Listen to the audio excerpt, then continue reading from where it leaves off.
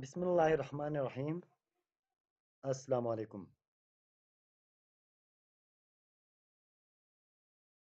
मोहतरम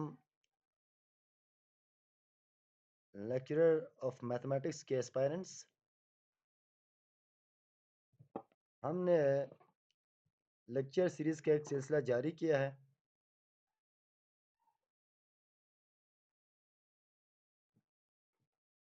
जिसमें हम डिफरेंट पास्ट पेपर्स को डिस्कस करेंगे और उन क्वेश्चंस के कॉन्सेप्ट्स और बेसिक टर्मिनोलॉजीज़ को हम सही से ग्रैब करेंगे।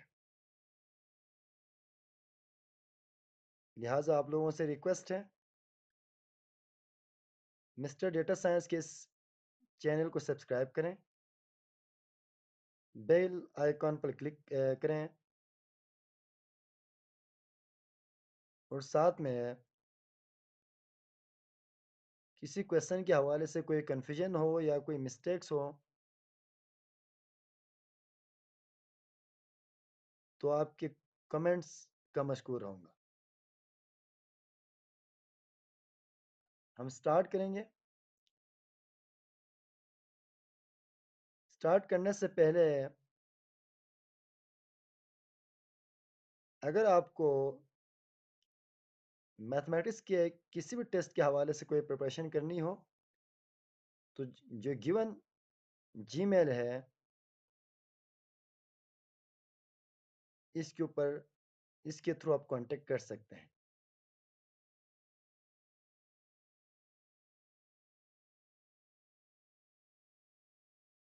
हमने एक पास पेपर लिया है 2017 का, जिसमें पहला जो क्वेश्चन है वो डिफरेंशियल इक्वेशंस की आइडेंटिफिकेशन से रिलेटेड है।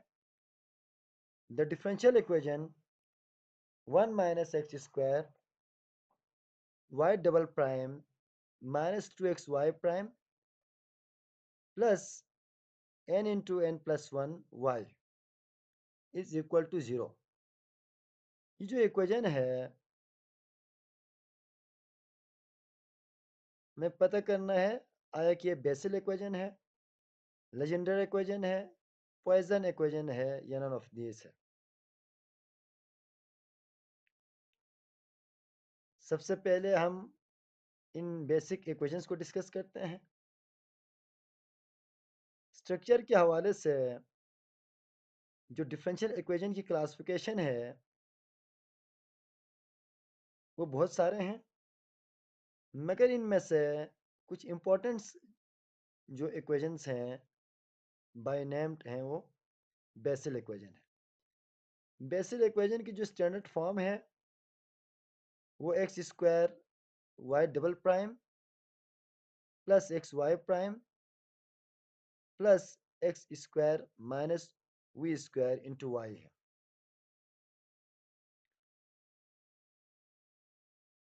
यहाँ पे वी एक कांस्टेंट है।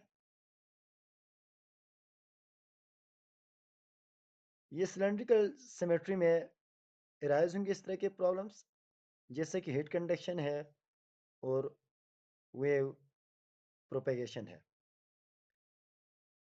लेजेंडर इक्वेशन है उसकी जो स्टैंडर्ड फॉर्म है वो 1 minus x square Y double prime minus 2xy prime plus n into n plus 1 into y is equal to 0 है। ये स्फेरिकल कोऑर्डिनेट्स में लेप्लास इक्वेशंस को सॉल्व करते हुए आपको नजर आएंगे।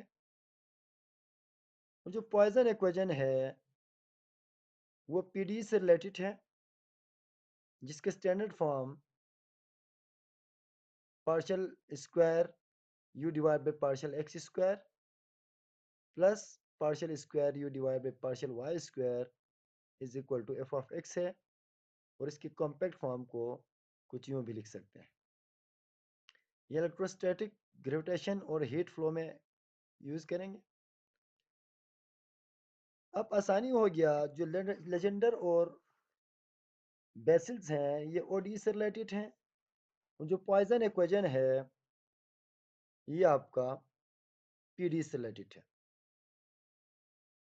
लिहाजा अभी हमने थरोली स्टडी करने के बाद पता यूँ चला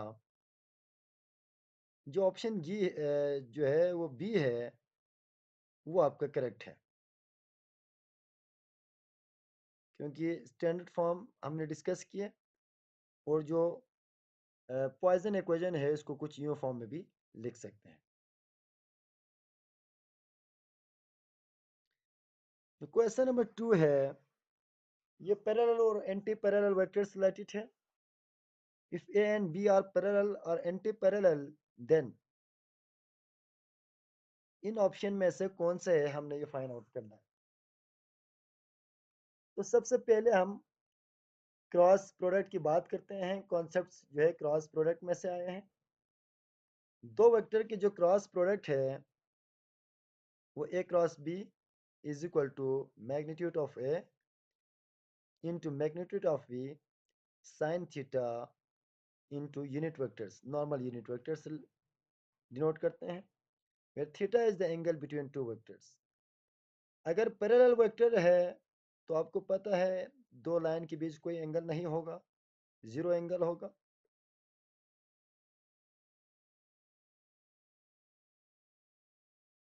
और एंटी पैरेलल हो तो थीटा जो है 180 होगा। मगर दोनों केस में क्रॉस प्रोडक्ट जीरो के इक्वल है, तो जो करेक्ट आंसर है वो सी वाला करेक्ट आंसर है।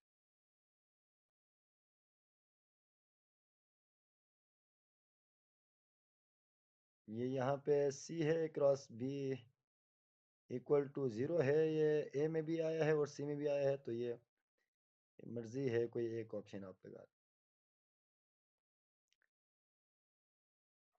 अब जो वेक्टर इक्वेशन ऑफ लाइन से क्वेश्चन आया हुआ है, the vector equation of a line through a point with position vector A and parallel to vector B। Vector B के पैरेलल है।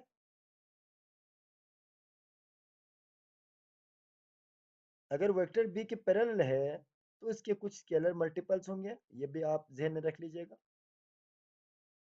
तो जो पोजीशन वेक्टर है उसको हमने R का नाम दिया। R का नाम दिया the vector equation of line through a point with position vector A and parallel to. So position vector A है, जो सेकंड ऑप्शन है A प्लस टी बी, ये आपका बेस्ट ऑप्शन रहेगा, क्योंकि वेक्टर फॉर्म में जो लाइन की इक्वेशन है उसमें एक फिक्स पॉइंट होगा पोजीशन वेक्टर, इसको ए का नाम दिया है। और जो डायरेक्शन वेक्टर बी है जो पैरेलल है मेन वेक्टर के, सो इसको प्लस टी बी, और टी जो है कोई से भी रियल नंबर पैरामीटर है। सो जो ए प्लस टी बी है सेकंड जो ऑप्शन है वो इसका आंसर। अब जो क्वेश्चन नंबर 4 है उसमें आपके पास the angle between two vectors A and B is pi और 4, देन हमने फाइंड आउट करना है A cross B divide by A dot B is equal to, क्या ऑप्शन होगा। अब हमें पता है ए डॉट बी जो है ए बी कॉस थीटा के इक्वल है, ए क्रॉस बी जो है वो ए बी साइन थीटा के इक्वल है। दोनों को डिवाइड करें तो ये जो मैग्नीट्यूड है ये दोनों में है तो कैंसिल आउट हो जाएगा और बाकी टेन थीटा आएगा। और थीटा जो है वो पाई और 4 दिया हुआ है क्वेश्चन के अंदर। जब पाई और 4 आएगा तो फिर आंसर में आपका 1 आएगा। सो जो करेक्ट ऑप्शन है वो डी है।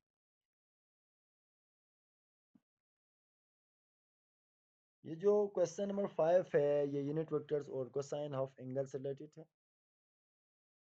If A and B are unit vectors and theta is the angle between them, then cos theta over 2 का जो एब्सोल्यूट वैल्यू है वो किसके इक्वल होगा, ये आपने देखना है। ये एक ट्रिकी सा क्वेश्चन है। जो वेक्टर है वो इस रिलेशन को होल्ड करेगा, ए प्लस बी के एब्सोल्यूट वैल्यू के square is equal to a absolute के स्क्वायर प्लस बी एब्सोल्यूट के स्क्वायर प्लस 2ab। और हमें पता है गिवन है ए बी जो है वो यूनिट वेक्टर्स हैं, सो इनके जो मैग्नीट्यूड है वो 1 के इक्वल होगा। सो जो ए डॉट बी है वो cos थीटा के इक्वल है, but a plus b square जो है वो ए का मैग्नीट्यूड भी 1, बी का मैग्नीट्यूड भी 1, और ये यहाँ पे 2 भी है, तो 2 कॉमन लिया इक्वेशन 1 से, यहाँ से इधर से जो है आपके पास इस इक्वेशन नंबर 1 से ये आपसे इससे रिलेट करेगा। जब यहाँ से 2 कॉमन लिया तो 1 प्लस जो cos थीटा है ये इधर लेके गया, तो ये आपके पास रिलेशन आ गया। नाउ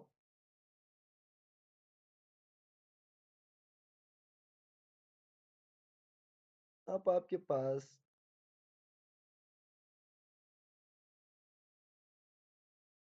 जो a प्लस बी का whole square is equal to ये होल स्क्वायर है, तो हमें 1 प्लस cos थीटा की वैल्यू आ गया। 1 प्लस cos थीटा की जब वैल्यू आ गया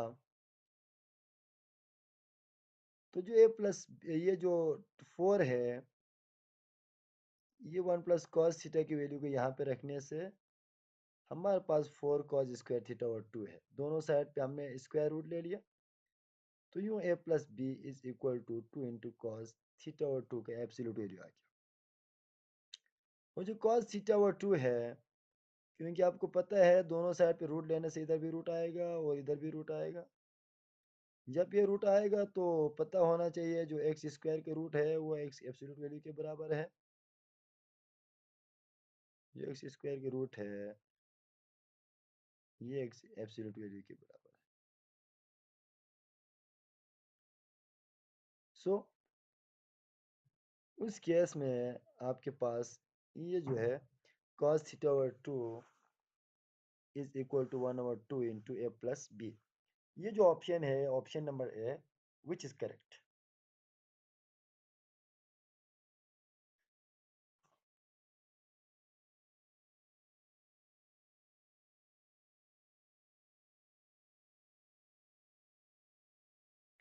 नाउ हम नेक्स्ट क्वेश्चन की तरफ चलते हैं।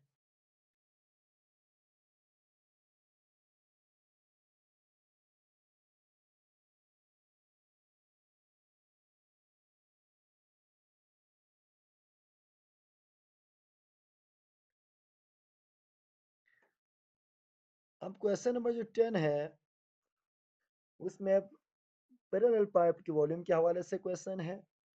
The volume of parallel pipe with sides a is equal to इतना है 6i minus 2j, b is equal to j plus 2k है, और c is equal to i plus j plus k है। इसका हमने वॉल्यूम फाइंड आउट करना है, तो इसका जो आसान हल है वो स्केलर ट्रिपल प्रोडक्ट का एब्सोल्यूट वैल्यू ले लें तो आपके पास वॉल्यूम आ जाएगा। सबसे पहले b क्रॉस c ले लिया और फिर a dot b cross c ले लिया, तो आपके पास जो आंसर आ गया वो वॉल्यूम है उसका एब्सोल्यूट वैल्यू लेने से। अदरवाइज डायरेक्ट डिटर्मिनेंट के मेथड्स के थ्रू भी आप कर सकते हैं। क्वेश्चन नंबर जो 11 है वो सर्कुलर मोशन और इसके फोर्स के हवाले से। A particle mass m moves in a circle of radius r with constant speed v. The force F acting on the particle is F is equal to mv square over r. ये जो option है ये best है, मगर हम इसकी theory अगर discuss करें तो in uniform circular motion acceleration जो है वो सेंट्रिक डायरेक्शन में होगी, तो जो एक्सेलरेशन है वो v square divide by r होगा।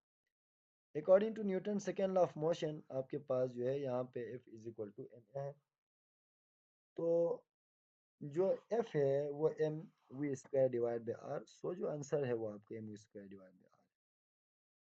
क्वेश्चन नंबर जो 12 है उसमें ये है the centre of mass of a thin uniform rod of length l is, centre of मास है थिन यूनिफॉर्म रॉड का जिसका जो है वो लेंथ l हो, तो उसका जो आंसर होना चाहिए वो क्या होना होगा।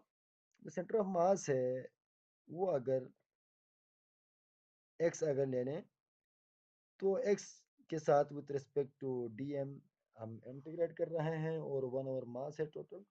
जो यूनिफॉर्म रॉड है उसका डीएम होगा वो m divide by L D x. जो चेंज ऑफ मास है उसको डीएम कहते हैं और dx है वो चेंज ऑफ लेंथ है। जो सोल्यूशन है वो 1/L है और ये m और m कैंसिल आउट हो गया ये दोनों, क्योंकि यहाँ पे आ रहा है ये, इधर भी आपके पास 1/L आ गया, L आ गया और यहाँ पे m/L है ये है। तो ये जो है m और m कैंसिल आउट हो गया और 1/m x dm है।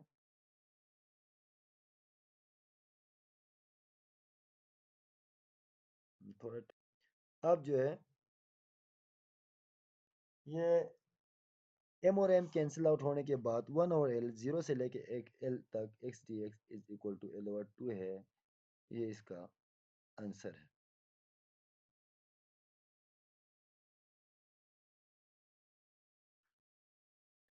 जो क्वेश्चन नंबर 13 है, centre of mass of semicircular lamina है, the centre of mass of semicircular lamina lies on, origin है x एक्सिस है y एक्सिस है। तो जो due to symmetry centre of mass lies along axis of symmetry, आपको पता होना चाहिए जो सेंटर ऑफ सिमेट्री है तो इसका मतलब ये होगा जो सेंटर ऑफ मास होगा वो एक्सिस ऑफ सिमेट्री पे लाई करेगा। फॉर सेमी सर्कुलर जो सिमेट्री है वो y एक्सिस है। जो क्वेश्चन नंबर 4 है, 14 है, उसमें ये है moment of inertia of solid sphere है। The moment of inertia of uniform solid sphere about a diameter is, जो है वो आपका 2 और 5 ma² है। मोमेंट ऑफ इनर्शिया होगा वो depends of on mass distribution करेगा।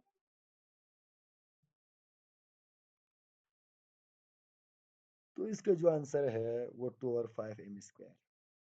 तो क्वेश्चन नंबर 15 है, particle path with constant radial and transverse velocity है। If the radial and transverse velocity of a particle are non-zero constant, the path describe the particle is ellipse होगा, spiral होगा, circle होगा। तो polar coordinates में d/dt is equal to v r है और v theta का मतलब ये है d θ/dt इंटू आर है। If both v r and v theta are constant, so r का मतलब ये है चेंज लीनियर विद टाइम और थीटा जो है वो कंटिन्यूसली चेंज करेगा। तो ऐसे मोशन जो है वो स्पाइरल पाथ को प्रोड्यूस करेगा। So the path spiral specifically an Archimedean type spiral, आपका ये आंसर नंबर बी है।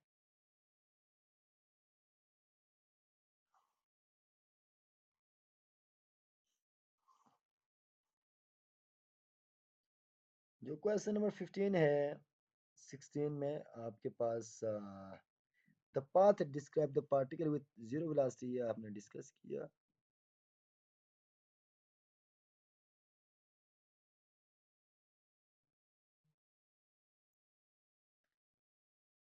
अगर आपके पास नोट रखें 16 हो गया क्वेश्चन नंबर, उसमें यह है अगर वेलोसिटी जो है वो भी कांस्टेंट हो, एक्सेलरेशन भी कांस्टेंट हो, या सॉरी अगर जो है वेलोसिटी जो है वो v is equal to dr/dt हो और एक्सेलरेशन जो है वो dv/dt हो, अगर दोनों जीरो है तो इसका मतलब ये है कोई मोशन अकर नहीं होगा और जो पोजीशन जो है वो रिमेन कांस्टेंट।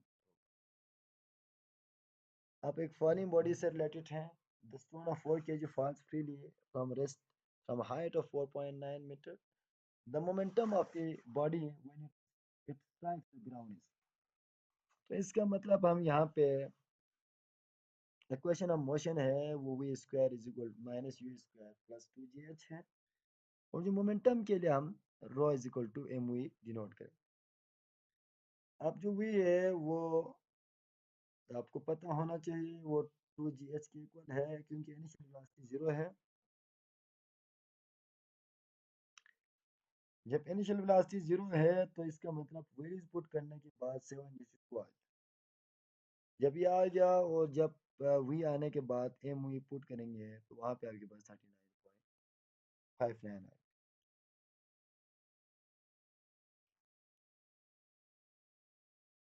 और जो क्वेश्चन नंबर 21 है वो इसकी वेलोसिटी से रिलेटेड है। The minimum velocity required to escape earth gravitational field is, ये जो वेलोसिटी है ये square root of 2 g r के इक्वल है, क्योंकि जो escape velocity is obtain from every energy conservation, और 1/2 mv² होगा, जो कि इक्वल होगा G capital M mass of earth और मास ऑफ मून है divide by are.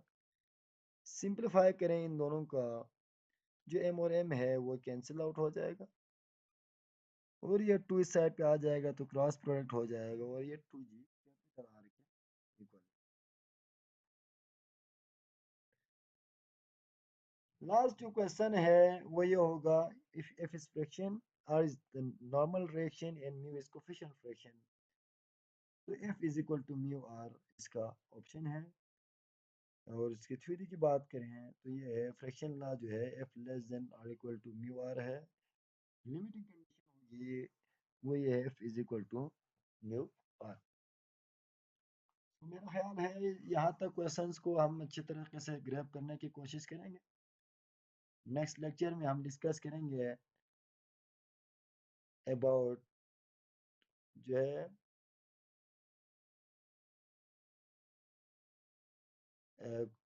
Question number 23 से हम इंशाल्लाह नेक्स्ट जो पास्ट पेपर है 2017 का उनको डिस्कस करेंगे। तब तक के लिए अपना बहुत सारा ख्याल रखिएगा।